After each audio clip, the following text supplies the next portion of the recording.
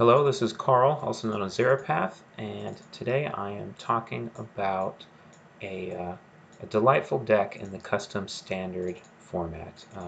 There's going to be a link in the video description of how to play custom standard. Today I just want to do a quick deck tech to show one of my favorite decks, probably my favorite deck in custom standard right now. So this deck is based on the card Reemergence. Reemergence is an aggressively costed reanimation spell with a small downside in that you don't get to keep the creature permanently. So you return it, a creature card from your graveyard to the battlefield, but it has haste. So you get one lightning fast attack in with this creature. Maybe you get a really great ETB ability or attack trigger. But then that creature returns to your hand at the beginning of the next end step. So the creature doesn't die or get exiled. You get that creature back into your hand, which, means that this isn't a card disadvantage. And if you can find an abusable enough attack trigger or ETB, this becomes a very spicy card. It's a delightful card to build around. There's a lot of different things you can do in the format, but something that's proven to be the most effective is to get something that does give you permanent value when it comes in because of its attack trigger. And that is, and to give credit to these designs, this was designed by Zoo in the set Rakoa. Izalith, I think it's pronounced Izalith. I haven't played the Dark Souls game that the set is actually based on, but she has a special ability called Desperation. And this is when the creature attacks, you can despair, and it has some ability whenever it despairs. But then you have to sacrifice this creature at the beginning of the next end step. So we have two triggers going now. We have Reemergence at the beginning of the next end step that will return the creature that you've reanimated, and the Despair trigger, which will send it to the graveyard. You stack them how you want. This can go right back to your hand or to your graveyard again if you are planning on reanimating it again later. But what's important here is the actual trigger. When she despairs, you can find a demon creature card from your deck and put it on the battlefield tapped and attacking. That creature stays. It doesn't get bounced back to your hand or to the graveyard unless it gets killed somehow. So effectively, if you can bin an Izalith and reemerge her, you're permanently reanimating any demon in your deck. And we have some big demons in custom standard, specifically this one, Ceaseless Discharge. You see all those mana symbols, see how big it is. That's also from Hollows of Lordran as well as Izalith. And it has, obviously it's a big body. It's wonderful to be able to reanimate an 8/8 Hasty Trampler. But it also gives you 8 red mana at the beginning of each of your main phases. So if main phase 1, you're re-emerging Izalith, and she is finding Ceaseless Discharge as she attacks. At the beginning of your next main phase, you have 8 red mana. This could be turn 3 that you're doing this, that you're casting Reemergence, and suddenly you're attacking with 5 hasty damage and 8 hasty damage. So you're attacking for 13, and then you have 8 red mana to spend on your second main phase. Now, Ceaseless Discharge has a drawback in that if you don't spend that mana, it deals damage to you, which is a delightful red demon design. However, you can end up burning yourself out, especially if you're racing against an aggro deck or something. This could be an enormous drawback. However, there's a lot of things you can do to A, take advantage of that mana, or B, just make sure that it doesn't kill you. One of the things you can do is if you have a second Ceaseless Discharge in your hand, and as you see this deck runs 4, that's very possible, you can just slap down another Ceaseless Discharge, Legend Rule out the other one. You've spent your mana. You haven't really gained anything on the board, but you've prevented yourself from losing 8 life. Similarly, let's say you can't get Izalith in your graveyard. You just can't find her in your deck, but you are able to bin a Ceaseless Discharge. This is still a great reanimation target for Reemergence, even if you can't keep it around permanently, because what it does is it gives you 8 red mana that you can spend on your second main. So your first turn, or your first main, you reanimate Ceaseless Discharge, it goes in, deals 8 damage, where they chump with something, it deals 5 or 6 damage. And then your second main, you have 8 mana with which to play a Ceaseless Discharge from your hand, Legend Rule out the other one, the new one will stay. or there's all kinds of other ways to spend that mana. So as we go over the rest of the deck, I've kind of described the best case scenario, right? In these kind of combo decks, I'm sure many of you are thinking, yeah, well, how consistent is this? What happens if you don't get the right pieces? I'll show what those enablers are later. But first, let's talk about this 8 red mana. How do you deal with that, right? Because even in some of these best case scenarios, this creature is dealing a lot of damage to you. Well, one of the main things is Caldera Tyrant. This is another card which is potent as a Reemergence target. It's not a demon, so you can't find it with Izalith, but it is something you can ramp into or use Ceaseless Discharge as 8 red mana to just cast, right? So you only take 1 damage after that. And this, if you have both of these on the board at the end of your turn, you're going to win next turn, right? I mean, that's minimum 14 damage coming, and if you've already attacked with Ceaseless Discharge once, that's going to kill him. And Caldera Tyrant's attack trigger gives you things that you can play. And, okay, well, the main thing is when it attacks, it's going to get +1, +2, sometimes +3, and you're attacking with 9/6 flying trample damage. It's difficult to stop. If somehow they survive that, you have cards you can now play that you can use that 8 red mana on to prevent yourself from burning yourself out. So these have a nice synergy. If you're looking for a land drop and you happen to have Reemergence and Caldera Tyrant, this lets you play those lands. It doesn't say cast, you can play those lands. So you can go and deal a bunch of damage and actually, hit your land drop as needed. And then return Caldera Tyrant to your hand and maybe cast it later. So a lot of neat tricks with Reemergence, Izalith, Ceaseless Discharge, and Caldera Tyrant. Other things you can spend this 8 red mana on. We've covered casting a Caldera Tyrant, recasting itself. You can use, 4 of it to cast another Izalith, but that doesn't account for everything. The main thing you want to be using that red mana on is something that will end the game the same turn, and that card that does that is Incendiary Revel. Incendiary Revel is a fantastic design from the set Janata, done by Dr. Chillbrain. And it's a very overcosted damage spell, right? Dealing, shock is usually 1 red mana. This costs 3. However, it essentially has flashback and super flashback. Later, you can spend 5 mana to deal 4 to eliminate a planeswalker or just to go face, remove a blocker. It becomes card advantage even though it's inefficiently costed. And then, at 7 mana, you can take it from exile to the bottom of your library to deal 6. This is very difficult to stop, because if they counter it, it just goes to your graveyard, and you can cast it from exile, right? Even if they use Dissipate and exile it, you can still cast this from exile for 7 mana. So if your combo doesn't even work out in this deck, right? If we are in worst case scenario, they interact with everything, you just can't get your combo through, they have hate cards, Incendiary Revel can still win games by itself. This one card accounts for 12 damage, and we have 4 of these in our deck. So if they're a more controlling deck that's interacting with your stuff and stopping your combo, the game's likely going to go long enough. You're going to hit the mana to be dealing this kind of damage to deal the reach that you need. In the best case scenario, we've already attacked with Izalith and Ceaseless Discharge in the same turn, dealing some amount of damage to them, and now we have 8 red mana, and 3 plus 5 is 8. So this is another 6 damage on the same turn.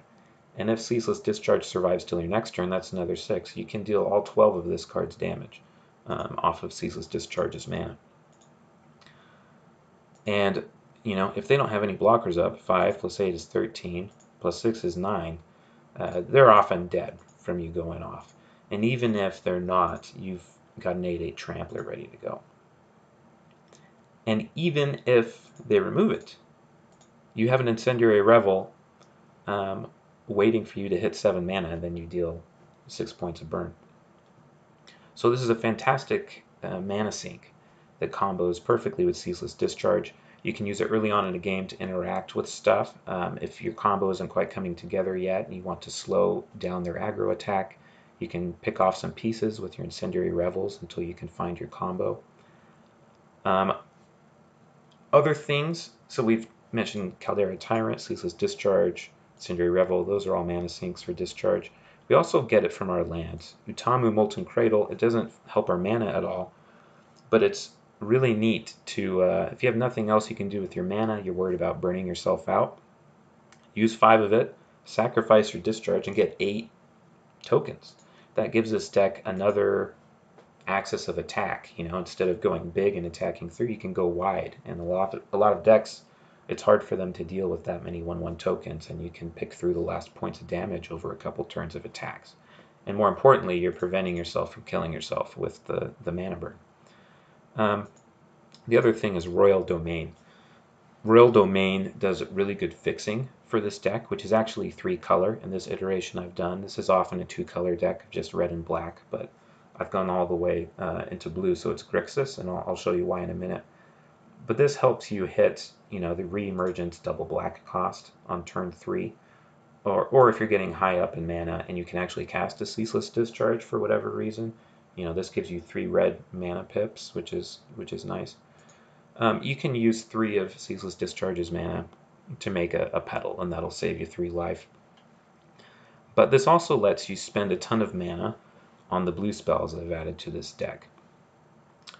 Soul Confluence and Wade Through. So you see those each have 3 blue pips. You normally can't cast this off of Ceaseless Discharge because all the blue it requires, and you're swamped with red mana symbols. Royal Domain helps you turn that into blue, so then you can cast these Haymaker blue spells that give you enormous card advantage and card selection, and the fact that this is an X is pretty great. So we have that 8 red mana. Let's say we turn 3 of it to blue. We're probably looking at, this would be 9 mana, right? If we have no other lands we're tapping other than Royal Domain. So we get to draw 6 cards and then discard as many as we want to create basically gold tokens. That's what these lotus petals are, to hold up counter magic or whatever we want to hold up on the turn. This card also doubles as an enabler for the combo, and I'll come back to that later. But basically, if you can cast a Wade Through off of a Ceaseless Discharge mana, you're doing really great. You can draw tons of cards, and even though you've spent a bunch of cards finding this combo and enacting it, even if they remove the discharge, you've likely drawn the cards you need to do the combo the very next turn just by all of that mana you've gained. Soul Confluence is a similarly back-breaking card advantage spell. It's a pile spell.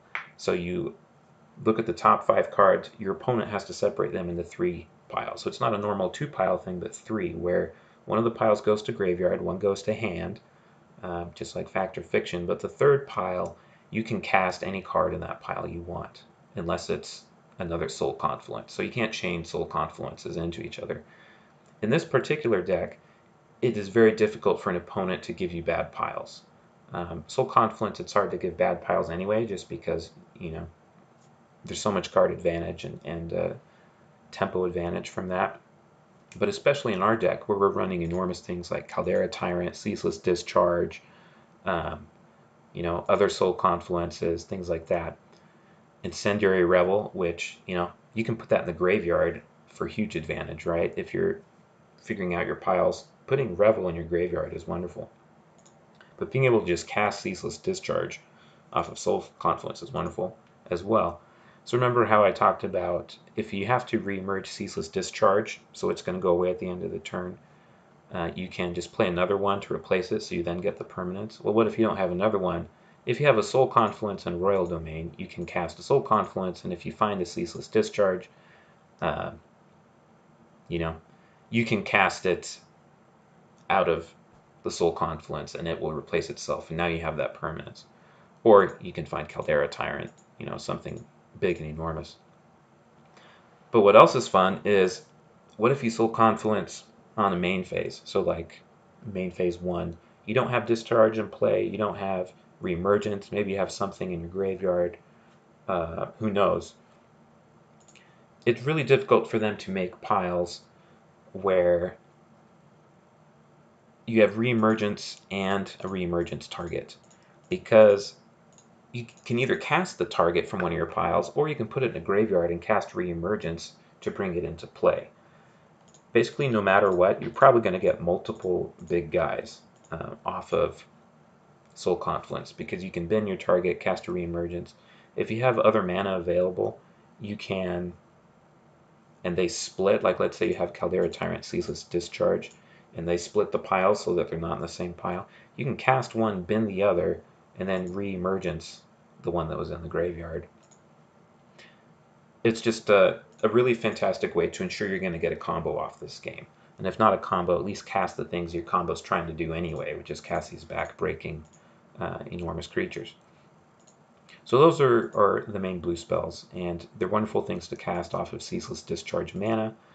If you untap and you've already been able to use some of this mana, and you have your lands untapped, it's more likely you won't even need a Royal Domain. You can just use your other, normal lands to give you the blue mana pips that you need to cast Soul Confluence, and you can use Ceaseless Discharge as red mana as generic mana to fill in the rest, and then you're drawing lots of cards that you can use the rest of the red mana on. Basically, this deck is built around this red mana drawback not being a drawback. It's almost always an advantage. So let's talk about enablers and setting up the combo. One of the main things is you have to get the targets into the bin, specifically Izalith. Tormenting Voice, this is a normal standard card everybody knows. It's wonderful on turn 2 because if you are binning your Izalith with it, you often can draw into the land you need to cast Reemergence, or you find the Reemergence to summon Izalith into play. Ecstatic Prayer is a version of Tormenting Voice that's from Hollows that it costs 1 more mana, but you get to scry 2 first. And in a combo deck, that's very valuable. It allows you to sculpt exactly what you're missing. So if you're missing a target that you need to bin, or if you're missing the ability to bin something, or you're trying to look for that Reemergence, this will help you dig 4 cards deep for that. So we have 7 ways to discard just off of those. We also have Journey's End. And Journey's End is really great for the deck because it's interaction that also moves us towards our combo going off. So if they're rushing you or they have a very problematic creature, you can cast Journey's End. There's no restrictions. It's not a Doom Blade or one of those other restrictive black removal spells. It just destroys the creature. And it also helps us get our Ceaseless Discharge or Izalith or Caldera Tyrant into the graveyard.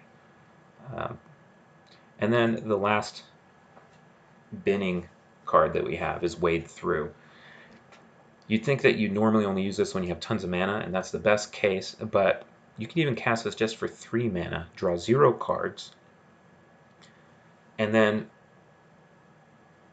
on turn 3, you can discard 3 cards. You can discard as many cards as you want, and this is going to feel awful, but what if in your hand you have an Izalith and a Reemergence, but you have no way to get Izalith into the graveyard? Well, you can bin Izalith and an Incendiary Revel and like an extra land. They all go to the graveyard. You've drawn 0 cards, but you now have 3 petals with which you can cast your Reemergence, return Izalith, go find Ceaseless Discharge. You attack with both, second main. You spend 5 mana of your 8 that you now have to deal additional 4 damage. So you've dealt 17 damage to them. You're going to untap with a Ceaseless Discharge and 8 extra mana with which to deal the last 6 to them. So this gives you potential for all-in plays. And it's even great to cast for just 4 or 5 mana if you really need the discard outlet. But you can do some truly ridiculous stuff if you want, discarding so many cards from your hand and while still giving you the mana to cast the things you want to that turn. And that is the last thing that helps you bin the cards that you need to bin. There's other cards in the format that help you do that, but I prefer these that also interact at the same time. I like Ecstatic Prayer for how deep it can dig. things like that. All right, and then Ether Drain is the last non-land card that we haven't looked at, and this is just some early game interaction. It's a very fragile combo in that if they stop the Reemergence or if they kill the Izalith before she can attack, you're kind of in big trouble. This is not the greatest deck by any means, but it's surprisingly consistent and incredibly potent and has some really fun synergies. Being able to protect the combo is very valuable, and this can also help ramp you into the mana that you need to cast a later Soul Confluence or a Wade Through. If your combo can't go off, they're just interacting with it, a lot of times it's correct to just kind of counter things where you can, get the petals to ramp up a little faster, maybe use Royal Domain on one turn to give you an extra petal. And then before you know it, you're at 6 mana on turn 4 or 5 because of your Aether Drains or maybe a Royal Domain activation. And if you can cast Soul Confluence, that is great for catching back up into a game, even if they have interaction. If they can't counter your Soul Confluence, you're casting a lot of stuff, you're getting a lot of card advantage. You're more likely to be able to sneak in a combo or cast an enormous thing that is just too difficult for them to deal with. When you're playing against those more controlling decks, being able to find a Reemergence is really good, because if they don't have instant speed interaction, they just have sweepers or something, the haste that this gives can win you the game. But also Incendiary Revel is always your backup plan because they just can't interact with it. And just over time, you're going to be dealing enough damage to kill them. So that is the main deck. It can be inconsistent sometimes, but not as much as you would think. The lands are Grixis. We have the CC18 lands. I just have a few of the Erulu lands. These are typed lands that come into play tapped, but you can pay 1 to untap them. So if you have just a basic land or a colorless land that's not going to give you the mana or utility you need that turn, you can tap that instead to get the blue-black you want that turn, or the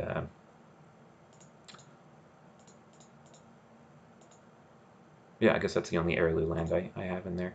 Then Spindling Nimbus. This is also a typed land, but enters untapped if you have 3 or more other lands. So it's a slow land, as it were. The lands are pretty good. I wish there were more options for, playing things untapped, but that's okay. Sideboard. Pithing Needle. That's a reprint from CC18. Always good against enemy planeswalkers. There's specific cards if you're looking that you're worried about. Trusty Patches is a planeswalker some decks play that will just exile stuff from your graveyard. Similarly, Spore Flow Protector is a strong green creature that sees play in a lot of green decks, and that can ruin your day because of being able to exile your graveyard. Tormod's Crypt. You can name that. If you're in a mirror, you can name Incendiary Revel, and this isn't just in this deck, this is in a lot of slower red decks, and its abilities to recur itself, you can stop that with Pithing Needle, so that's great to have. Negate, for those aforementioned control decks or more interactive decks, you can prevent the removal from hitting your creature before the combo can go off. Similarly, Duress, that's often coming in. Any deck that has interaction that can interact with your combo, you want to bring these in. Despise, you bring in against creature decks. And Despise, a lot of people don't like it, but there's a kind of a creature-heavy meta right now with a lot of wide white decks, specifically for things like Heroic Crusader, that can give you a lot of life. And if they gain enough life, your combo loses a lot of potency, and your backup plan of hitting them, burning them out with Incendiary Revel isn't as good if they're gaining a ton of life. And so, especially, this Heroic Crusader transforms to a 5/5 flying lifelink. Like, the life gets out of control really fast. If you can preempt that with Despise, that's really useful. But even more dangerous that comes out of people's sideboards is Containment Priest. This stops reanimation combos, and that's how we're getting all our stuff into play. It doesn't stop you cheating something in with Soul Confluence, because Soul Confluence does cast the creature. But this has flash even, so you can't kill it with Journey's End. You can, but if it's already stopping your combo, you're in big trouble, and they might have another one, right? So you really want to get it in advance with something like Despise. And since it's only 1 mana, you can wait till you have enough mana to cast Despise and make sure the coast is clear and then go for your combo. Vibrant Rapture is really good against these lower to the ground aggro decks that also run Heroic Crusader. It's just a black sweeper. There's sweepers that you get more bang for your buck. Like there's one, a red one that costs 3 mana, deals 3 damage to all creatures. It even deals 1 damage to each creature's owner for each creature that dies, which can help you get the reach you need in this deck. But aggro decks are very resilient to sweepers because of a particular card called Thorlund Healer from Hollows that you can sacrifice at instant speed, give all your creatures indestructible, and you can't even try and remove it because it'll sack itself in response, and then you can't sweep them that turn. And then it has the Hollow ability where you can replay this creature from the graveyard by discarding another card, and decks are maining this just because it's so good in so many situations. In those kinds of things, Vibrant Rapture is really good just to clear the board in a way they can't interact with. It also helps you ramp up to your big plays like Soul Confluence. Maybe you kill enough creatures, you can actually cast a Ceaseless Discharge. It gives you time to stop. It stops their game plan and gives you the mana to have big plays. Then Banish. This is a really powerful card from Araloo, where you exile a creature, planeswalker, and anything with that name in their hand, graveyard, or library. So if there's a particular creature, like aforementioned Containment Priest, or, well, can't deal with Thorlund Healer, it'll sack itself in response. But Containment Priest or Heroic Crusader, if there's a planeswalker like Patches, or something that gains a lot of life like Sorin, you know, just some kind of problematic creature or planeswalker that is winning them the game or preventing you from winning the game. Just having 1 banish out of the sideboard is very useful. Anyway, this is Izamerge. I don't know if I'm going to make a video with games of it. It's harder to coordinate that. But this is one of my favorite decks in Custom Standard. It shows off just a lot of the value of the format, how you can find really cool build-around cards from different custom sets that weren't intentionally designed to interact with each other the way that Wizards of the Coast, you know, they have the resources to plan that out. They know what combos players will find. They know how strong the decks are going to be relative to each other. We do not have that manpower in Custom Standard, right? So the players and deck builders can discover these really cool synergies, and that's what happened with Izamerge when Rekoa first came out. Is players were the ones who realized that Reemergence combos with Izalith, who can then find Ceaseless Discharge, whose 8 red mana combos great with this card from Janata. And then Soul Confluence and Royal Domain and Wade Through, you know, these cards from Araloo, then opened up a 3rd color, becoming useful for the deck. And just players can find and discover really cool synergistic decks and show them off to each other. You can be the one who breaks the format. You can be the one who breaks a card in Custom Standard. It's what I love about it. I hope this was interesting for y'all to watch. I plan on doing a few more deck techs like this if people, you know, enjoy them enough. I just did a video on how to play Custom Standard. If this is your first look at the format, at the cards, and you're interested in playing it or looking up more, I have a link in the video description for this video for how to play Custom Standard. And there's some links there that give you more information about the format. Anyway, I hope you enjoyed this video, and see you later.